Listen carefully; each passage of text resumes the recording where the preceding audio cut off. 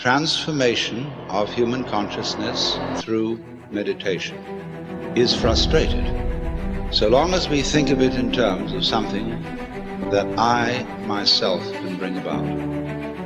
Stick with it until you get through the uncomfortable times, until you go, you know what? I can spend time with myself. I can do this. I can do this forever.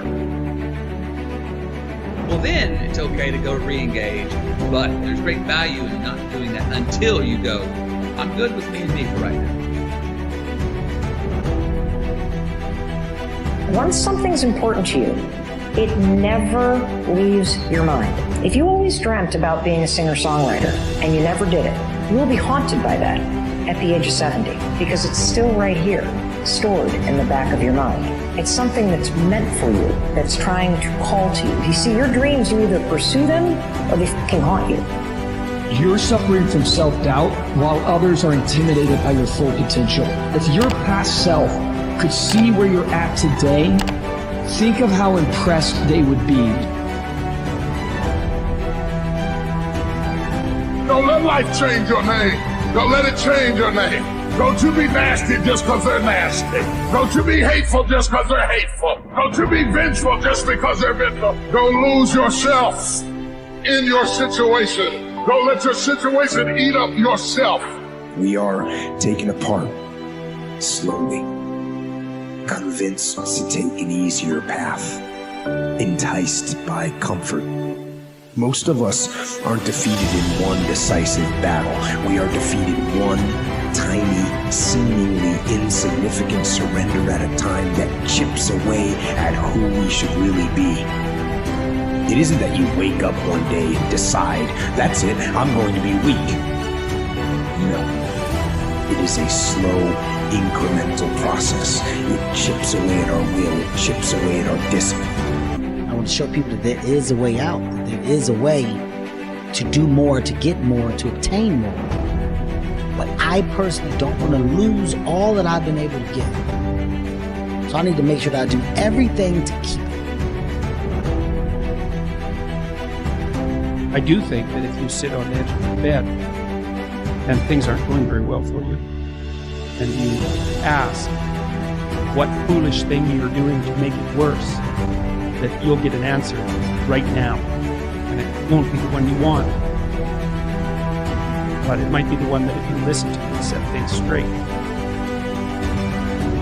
I mean, that's the bright side of tragedy. And when you come through it, you really will have an appreciation for the moments without tragedy. You don't really feel it unless unless life burns you. You don't really feel it. Learn to be your own booster. When I started trying to convince myself I can be a businessman after flopping and failing and losing thousands of dollars and feeling stupid and dumb and having people take advantage of me because of what I didn't know, I had to talk to myself because people were saying to me that I was dumb. And somewhere in the back of my mind, I was saying, you're right, look at what I've done. I had to say, no, Les. Hey, come on, man, get yourself together. You can handle this, you just haven't figured it out yet. It's all right, this is your training period. This is the tuition you have to pay for what you don't know. You can do this, other people have done it. It doesn't take an Einstein. Get you some people that can teach you some stuff that you don't know. Get you some people that have done it successfully and learn from them. Take some seminars, workshops, read some books on how to manage a business. Change the way you see yourself and begin to tend to the personal details. Understand that nobody's going to take care of your business better than you. See, this is something that you can't be in this business. This business has to be in you. If you trust yourself, if you believe, and don't doubt in everything in you. We get this strange feeling that we have never had in our lives, that we are no longer this poor little stranger and afraid of the world in there.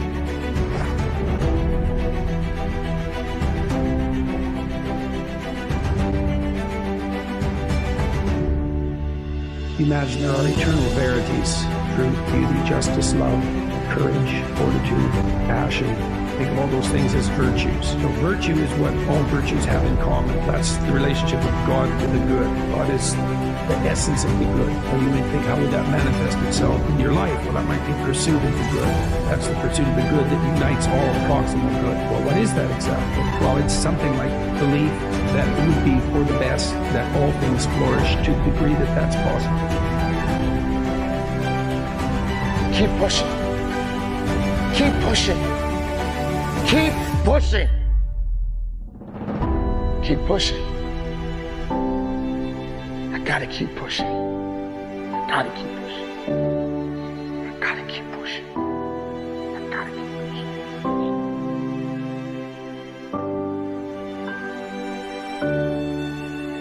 Hustling is a mentality. It's a code of conduct. The hustler's mentality is, how can this challenge be my opportunity? And what can I learn? The hustler thinks differently. All roads lead back to the mentality. If you're going to win, fight for your future. You all have your own unique rhythms and daily habits and things that you need to achieve and the things that you need to accomplish so that you look in the mirror and you feel like, yes, I can. Why choose this as our goal? And they may well ask, why climb the highest mountain? Why fly the Atlantic? There's a choice. You have to choose for your happiness. You have to choose for your well-being. You have to choose for your family. You have to choose for your health and wellness. You have to choose for success. When I made a decision to follow my destiny, I felt it calling me. My destiny was calling me. It's one small step for man. We choose to go to the moon in this decade and do the other things, not because they are easy, but because they are hard. Because that goal will serve to organize and measure the best of our energies and skills. Because that challenge is one that we're willing to accept, one we are unwilling to postpone,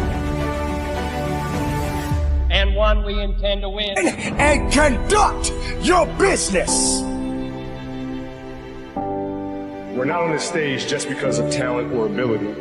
We're up here because of 4 a.m. We're up here because of 2-a-days or 5-a-days. We're up here because we had a dream and let nothing stand in our way. If anything tried to bring us down, we used it to make us strong. We were never satisfied, never finished, will never be retired. I'm moving forward with my life because I deserve a better life. There's a you inside of you that you haven't even met yet. There's a life waiting for you that you haven't even experienced yet because you're choosing to stay in a life that isn't meant for you no more. You have left your greatness, you have left your peace, you have left that fulfilled you that you know who you are. You have left that person on the shelf for far too long. And you accepted something that's past its expiration date. But you gotta make the decision right now. You gotta make the choice to say, no more. I refuse to settle for less anymore.